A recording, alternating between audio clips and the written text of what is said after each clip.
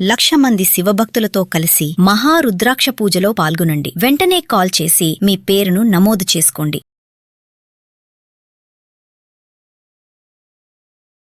నమస్తే, welcome to Suman TV. నేను మీ కృష్ణవేణి. మొన్నటి వరకు గాయని మంగ్లీ, ఇవాళ ఒక ఫేమస్ యూట్యూబర్. ఇలా చాలా పేరు ప్రతిష్టలు. అసలు నిజంగా ఒక పేరు రావడం, ఒక యూట్యూబ్ మానిటైజేషన్ అవ్వడం, లేదా మన నలుగురికి తెలవడం అనేది చాలా కష్టం. అది అందరికీ సాధ్యం కాదు. ఎంతో మంది కంటెంట్ చేసినా చాలా టాలెంట్, దానికి తోడు కొంచెం అదృష్టం ఉంటే సాధ్యం. అంత అమాంతం లక్షలాది మంది ఫాలోవర్స్ ని సంపాదించుకున్న వాళ్ళు ఎందుకు సడన్ గా వివాదాల్లో ఇరుక్కుంటున్నారు? సరే, మంచి చెడు మనకు తెలియదు, చట్టం పరిధిలో ఉంది. బాధితుల వైపు ధర్మం ఉంటే వాళ్ళు గెలుస్తారు, ఇటువైపు వాళ్ళ విషయంలో ధర్మం ఉంటే వీళ్ళు గెలుస్తారు. కానీ ఎంత ప్రయత్నించినా పేరు కొందరికి ఎందుకు రాదు? కొందరికి చిన్న ప్రయత్నంతో విపరీతమైన పేరు ప్రతిష్టలు ఎలా వస్తాయి? వాళ్ళు సడన్ గా ఎందుకు డౌన్ ఫాల్ అవుతారు? ఈ వివరాలు మనకు తెలియాలంటే కంప్లీట్ గా గ్రహ స్థితుల మీద ఐడియా ఉండాలి. అలా ఉన్నవారు ప్రముఖ జ్యోతిష శాస్త్రవేత్త, మంత్రశాస్త్ర పండితులు, ఆధ్యాత్మికవేత్త బ్రహ్మశ్రీ కొండవీటి దత్తాత్రేయ శర్మ గారు ఉన్నారు. ఆయనతో ఈ అంశం గురించి సవివరంగా మాట్లాడి అనేక డౌట్స్ క్లారిఫై చేసే ప్రయత్నం చేస్తాను. నమస్కారం గురువు గారు. నమస్కారం. గురుగారు, మీరు మొన్నటి వరకు ఒక గాయని వివాదం చూసారు. ఇప్పుడు మీకు తెలుసు ఆ యూట్యూబర్ ఎంత ఫేమస్. చిరంజీవి గారి సినిమాలో కూడా యాక్ట్ చేశారు. సరే, న్యాయాన్యాయాలు పక్కన పెడితే ఇంత పేరు ఎలా వస్తుంది? అది ఎందుకు డౌన్ అవుతుంది? జాతకంలో లాభస్థానాధిపతి గాని, రాజ్యస్థానాధిపతి గాని ఉచ్చస్థితిలో ఉన్నటువంటి సమయంలో, గోచారంలో ఉచ్చస్థితిలో ఉంటే, అంటే అతి బలవంతరమైనటువంటి స్థితిలో ఉంటే, రాజ్యస్థానంలో ఉన్నటువంటి రాజ్యాధిపతి ఉచ్చస్థితిలో ఉంటే బాగా పేరు ప్రఖ్యాతులు వస్తాయి. లాభస్థానాధిపతి బాగా బలంగా ఉంటే గోచారంలో ఆ సమయంలో ధనం లేదా ఇతరత్రా పేరు ప్రఖ్యాతులు, లాభం లాంటివన్నీ కూడా, అన్ని లాభాలు కలుగుతూ ఉంటాయి. ఎప్పుడైతే కలిగినప్పుడు ఏమవుతుంది? ఆ పీరియడ్ అనేది ఎప్పుడూ శాశ్వతం కాదు. ఎందుకంటే గ్రహాలు, దశలు, అంతర్దశలు, జాతకంలో మహాదశలు, సూక్ష్మ దశలు, విదశలు ఉంటాయి. గోచారంలో ఉన్నటువంటి ఆ యొక్క గ్రహముల యొక్క స్థానాల యొక్క స్థితిగతులు కానివ్వండి, వీటి వల్ల రాజ్యాధిపతి కానీ, లాభాధిపతి కానీ ఉచ్చస్థానంలో ఉన్నటువంటి సమయంలో ఎంతటి వాడైనా సరే, ఇప్పుడు మనం అనుకుంటూ ఉంటాం, ఇప్పుడు పల్లీలు అమ్ముకునేవాడు కూడా దాంట్లో, ఆయన పల్లీలు అమ్ముకునేవాడు, ఆయన చిన్న పాట పాడాడు. అంతకు ముందు నుంచి ఎన్ని సంవత్సరాల నుంచి ఆయన ఆ పాట పాడుతున్నాడు. ఆ సమయం ఆయనకి అచ్చొచ్చింది. ఆ పాట పాడటం, ఎవరో వీడియో తీయటం, దాంట్లో పెట్టడం వల్ల ఒక రాత్రిలో మంచి ఉచ్చ స్థితికి వెళ్ళిపోయాడు. నిజంగా గురువు గారు, ఒక బాంబేలో ఒక యాచకురాలు లతా మంగేష్కర్ లాంటి గొంతున్నారు. ఇక్కడ మనకు మట్టి కోయిలని ఒక నేచర్, వాళ్ళు పేరు వస్తుంది, నెలలో మాయమైపోతారు, మళ్ళీ ఉండదు. కానీ కొంతమంది ఏమో సంవత్సరాల పాటు అదే పేరును కంటిన్యూ చేస్తున్నారు. అయితే దీనికి ఈ రాజ్యాధిపతి గాని, లాభాధిపతి గాని ఉచ్చ స్థితిలో ఉండడం వల్ల కలిగేటటువంటి ఇవి శుభ పరిణామాలు, పేరు ప్రఖ్యాతులు, ధనము అన్నీ కూడా వస్తాయి. అయితే ఏదైనా కానీ వచ్చినటువంటి దాన్ని నిలబెట్టుకోవటం కూడా ఒక యోగం ఉండాలి. చాలా కష్టం. దానికి 2 కారణాలుగా వాళ్ళు డౌన్ ఫాల్ అవడానికి ప్రధాన కారణం ఉంటుంది. వ్యయస్థానాధిపతి, శత్రుస్థానాధిపతి, ఈ ఇద్దరిలో ఎవరైనా సరే, శత్రుస్థానాధిపతి బాగా బలంగా ఉండి వీళ్ళ యొక్క జాతకానికి చెడు చేసేవాడు అనుకోండి, ఏ పాపగ్రహం అయ్యాడు అనుకోండి, అప్పుడు ఏమవుతుందయ్యా అంటే, వీళ్ళ యొక్క పేరు ప్రఖ్యాతులు చూసి తట్టుకోలేక ఈర్ష్యాద్వేషాలతో పక్కనున్నవారు, సాటివారు, తోటివారు, బంధువులు, మిత్రులు వీళ్ళ మీద లేనిపోని చెడు ప్రయత్నాలు లాంటివి చేసి వాళ్ళ యొక్క కీర్తి ప్రతిష్టల్ని దెబ్బతీసేటటువంటి అవకాశం ఒక విధంగా ఉంటుంది. వ్యయస్థానంలో గనక ఈ స్థానాధిపతి అంటే ఖర్చు స్థానాధిపతి అంటారు, ద్వాదశ స్థానాధిపతి. ఈ వ్యయస్థానాధిపతి బలంగా ఉండి ఒకవేళ పాపగ్రహం అయ్యుండి వీళ్ళ యొక్క గోచారంలో సరిగ్గా లేడనుకోండి, వాళ్ళు చేసుకున్నటువంటి స్వయంకృతాపరాధాల వల్ల వాళ్ళకి నష్టం. ఇక్కడ ఖర్చు అనంటే మనం డబ్బు ఖర్చు అనే అనుకోకూడదు. కీర్తి నష్టం, లాభ నష్టం, పదవీ నష్టం, ఇవన్నీ కూడా కలుగుతాయి. ఈ 2 కారణాల వల్ల లాభరాజ్యాధిపతులు బలంగా ఉంటే పేరు ప్రఖ్యాతులు, లాభాలు కలుగుతాయి.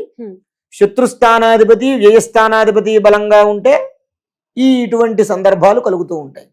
కాబట్టి ఈ కారణంగా ఏదైనా సరే పేరు వచ్చినప్పుడు దాన్ని నిలబెట్టుకోవటం కూడా చాలా అత్యంత కష్టం. దాన్ని నిలబెట్టుకోవాలి. ఆ నిలబెట్టుకుంటే ఎవరు ఎంత ప్రయత్నం అంటే, మనలో కూడా కొన్ని స్వయంకృత అపరాధాలు ఉంటాయి, కొన్ని బలహీనతలు ఉంటాయి. ఆ బలహీనతలు ఏవైతే ఉంటాయో అవి 10 మందికి తెలిసే విధంగా ఉండకూడదు. అది ఎప్పుడైతే 10 మందికి తెలుస్తుందో ఆ బలహీనతని వాళ్ళు బలంగా చేసుకుని మన యొక్క నాశనాన్ని వాళ్ళు కోరుకుంటారు. కాబట్టి ఆ కారణంగా ఇప్పుడు జరిగేవి చాలా మంది ఉన్నారు. వీళ్ళనే కాదు, ఇప్పుడు మీరు చెప్పినటువంటి మంగళీ గారు, లేకపోతే ఈ నందూశ్వరుడు, వీళ్ళే కాకుండా ఇంతకు ముందు కూడా వాళ్ళకి పేరు ప్రఖ్యాతులు బాగా వస్తాయి. వాళ్ళు ఫలానా ఫలానా అంటారు, వాళ్ళు చెప్పిందల్లా జనాలు చేస్తూ ఉంటారు, తర్వాత ఉన్నట్టుండి డౌన్ఫాల్లోకి రావడం. మనం ఎంతమందిని చూస్తున్నాం, దాంట్లో పెద్ద పెద్ద వాళ్ళు ఉన్నారు, రాజకీయ నాయకులు ఉన్నారు, తర్వాత ఆధ్యాత్మిక చింతనలో కొంతమంది స్వామీజీలు ఉన్నారు, చాలా మంది ఉన్నారు. కాబట్టి ఇది ఎందుకు జరుగుతున్నాయి అంటే ఈ కారణంగా జాతక స్థితి యొక్క ప్రభావం వల్ల జరుగుతుంది. అందువల్లనే ఏం చెయ్యాలి, ఖచ్చితంగా ప్రతి సంవత్సరానికి ఒకసారి ఉగాది రోజు, పూర్వం పంచాంగ శ్రవణం పెట్టింది పిచ్చివాళ్లే, పెట్టలేదు పెద్దలు. ఉగాది రోజు ఆ సంవత్సరానికి మొదలు కాబట్టి ఆ రోజున గోచారం ఆ సంవత్సరం అంతా ఎలా ఉంది వారు చెప్తారు. బాబు ఈ రాశి వాళ్ళకి ఈ విధంగా ఉంది, ఈ కష్టం ఉంది, ఈ నెలలో ఈ సుఖం ఉంది, ఈ నెలలో ఈ లాభం ఉంది, ఈ నెలలో ఈ నష్టం ఉందని చెప్తారు. చెప్పిన దాన్ని బట్టి మనం ఆలోచన చేసుకుని జాగ్రత్తగా నిలబెట్టుకుని నడవగలిగితే ఏ కష్టము లేకుండా వచ్చినటువంటి పేరుని దిగ్విజయంగా ఇంకా మనం ఒక మెట్టు ముందుకే ఎక్కి వెళ్ళేలాగే ఉంటుంది తప్ప వెనక్కి రావడం అనేటటువంటిది ఉండదు.